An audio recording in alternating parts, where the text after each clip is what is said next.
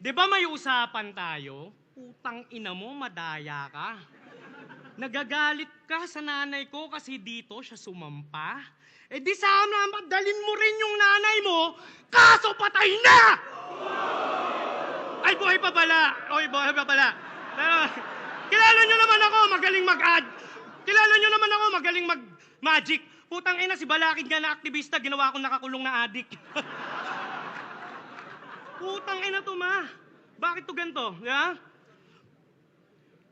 Bossing! Asan si Pibos? Ba't ginawa mo naman kaming manok na panabong? Parang puta na laos. Kala ko malaki yung pera dito.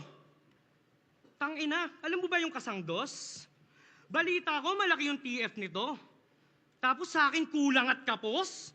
Alam mo naman palang malupitong kalaban, tangina, kakupal ka ba, boss? Pagtapos ko kay Sak Maestro na Davao Zero, ba't ako nag-step down? Talo kay J-Black at kay Pisto, tapos Lanceta sa next round. Alam ko nahihiya ka na, Mot, pero I know you felt proud. Kaya para sa best crowd, naghanda ako ng best round Davao game!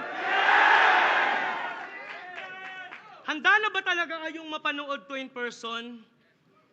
Na-expose natin yung balik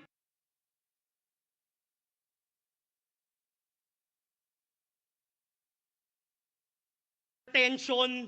Yung mama gagawing am-am kasi yung bata gutom sa attention. Iko-connect sa nagwawala tas irarhyme sa fukuda. Yung style ko parang batang nakadede kasi nakasuso ka. Tapos yung ilaw ng tahanan gagawin mong kandila sa larawan. Hanggang yung lansetang makananay daw ay hindi makayanan. Ganun ba yun? Paulit-ulit? Iisa lang yung trip. Ginagamit baliktaran parang iisa lang yung brief. Dugyot. Ano yung daldal gagawin mong ladlad para yung mga masa nalilito? Pwes yung las-las gawin mo mang salsal tinapos mo lang sarili mo. Parang lakaraan ko lang laban. Nag-snitch tsaka rato. Kaya kung gusto mo ng baliktaran, lahat kayo ilalaglag ko, tangina nyo. Parang panlalaglag mo lang sa mga tropa mong adik sa Cavite, no? Gagawa ng album pa Consuelo. Lahat ng rapper dito, tinatangging nagmamariwana sila, tapos ikaw sa buwero. Ikaw magiging boses ng mga adik sa saloobin nila? Kalokohan! Paano mo nasabing panalo ka sa kung di ka pa nakakapasok sa looban? Kaya yung mga kwento niyang paigot ay baliktaran na imbento. Kaya ibabaliktad ko yung mga binaliktad mo nang bumalik sa dating pwesto. Kasi ganyan yung style mo, di ba? Isisisi mo sa iba yung hindi mo matanggap na realidad. Inaasar mo si Surhenyo sa pambababae, ikaw nga itong dinakatanggi sa bilat. Niyaait mo si J-Black sa pagbebenta ng ticket, tapos nagbenta ka rin, Brad. Sobrang galing sa baliktaran, pati sarili, binaliktad. Paano kung yung style tol ng yung idol nila Ruko Holo gamit? Game? Paano mo na? Paano kung yung style tol ng yung idol nila Ruko Holo gamit? At pumatol, wag humabol, di nag-oo-oo ganid. Tila boso o sobalit, tigado o no o dagit. Saktong rifle sa yung eyeball, kita mo to, automatic.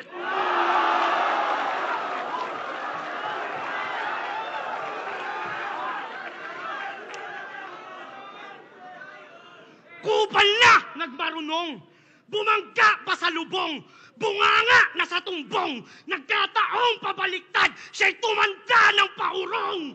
Kaya sa lungat mararanasan, patumbang madadabayan, nakapa ang aapakan, utak na sa talampakan.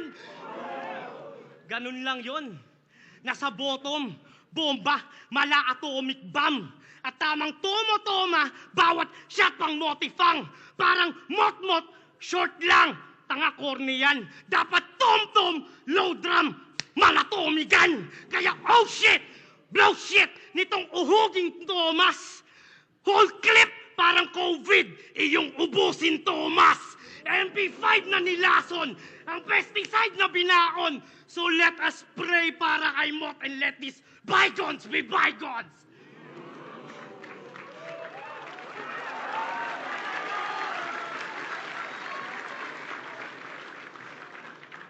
Supot mong rap ay lilitaw, yay napakadaling gawin. Hubot-hubad na liligaw, wala nang babalik ta rin. At tamang anagram niya laban sa may holo sapagkat di mo kayang baliktarin kapag tumutugma lahat. Tamang balat panay bakas, salamin na babasagin, ramdam agad siya ay malas, na kahit saan pa mandalin, yung kabaliktaran niyang galing, kaliwat kanan man dating, walang talab sa may talas na kabilaan ng talim. Kaya alam nyo na kung sino talaga sa amin matindi. Parang bumising ka sa bangungot, umiiyak, humihigbe. Ano, kabaliktaran pa rin ba ang panaginip? Ang sagot ko dyan, hindi. Dahil itong napaidlip ngayong gabi sa akin pilde.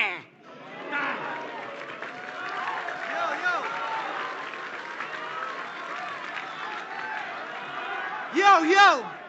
Nabanggit niya. Oo, kay Pistol tsaka kay J-Black. Nagmukha akong alanganin. Kasi nakipagkasundo sila sa dami ng bilang ng linya na susulatin. Kasalanan ko bang tumupad sa usapan na nagawa nilang dayain? Kasi kung mas mahaba yung mga rounds nila, talagang magmumukhang mas marami yung nasuntok nila sa akin. Parang ikaw, usapan natin 48 to 50 lines. Tapos yung rounds mo ang haba. Kaya pala sa messenger, puro ka paalala. Tanginan to, kabadong mandaraya. Pues wala na akong pake sa opinyon ng mga leche. Lalo na kung di nyo naman alam yung nangyayari sa likod ng lente. Tangina ang ingay! Pero yung suntok ang hihina kung i-rate nyo. 4-bar setup na marahan, sisigaw padahan-dahan, dulong punchline, babagalan, sabay goofy face. Oh, yan ba yung bagong disenyo na lanseta? Ba't parang duplicate, bro? Ganyan na ganyan din ako bumanat ng mga rookie days ko. Kaso yung mga linyahan neto, ewan ko sa'yo. Ika-ani mo'y pilay.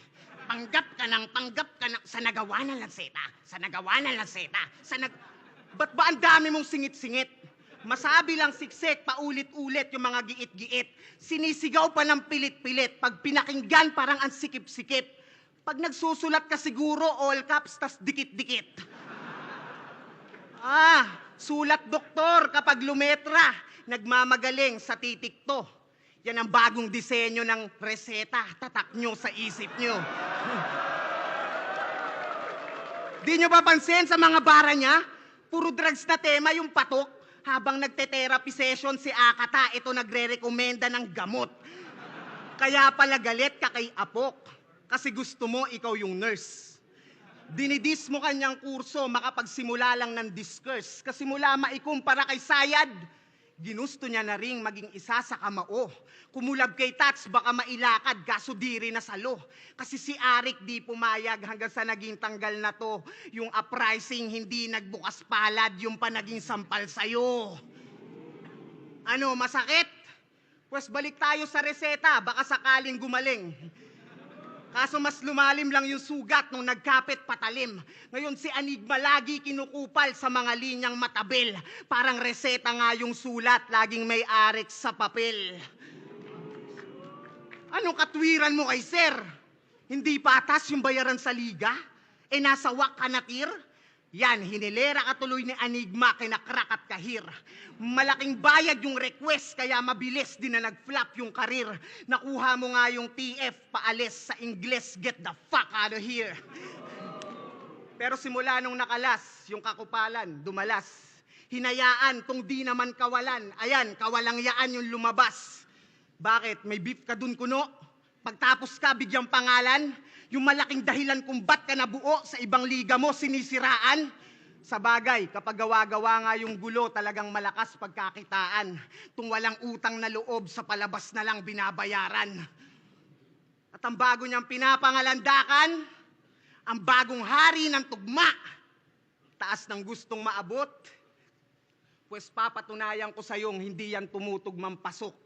Kasi kinoronahan yung sarili. Hibang natot nabubuang. Dapat sa'yo nananahimik o itulog mo na lang. Kasi ang laki ng ulo. Puro buhat ng bangko, di naman kaya bitbitin. Ngayon tuturuan kita magpakumbaba, sana wag mo dibdibin. Kasi di ka ba kinikilabutan? Ang dami mo ng olats. Diyan sa estilo mong paikot-ikot lang, puta sayang ka sa oras. Kaya mag-isip ka kahit konti. Di ka pa kilalang alamat o nagmarka sa ganto. Diyan ang itatak mo sa kokote, mahiya ka sa balat mo. Kasi astang malakas to, pero yung angas tumutupi.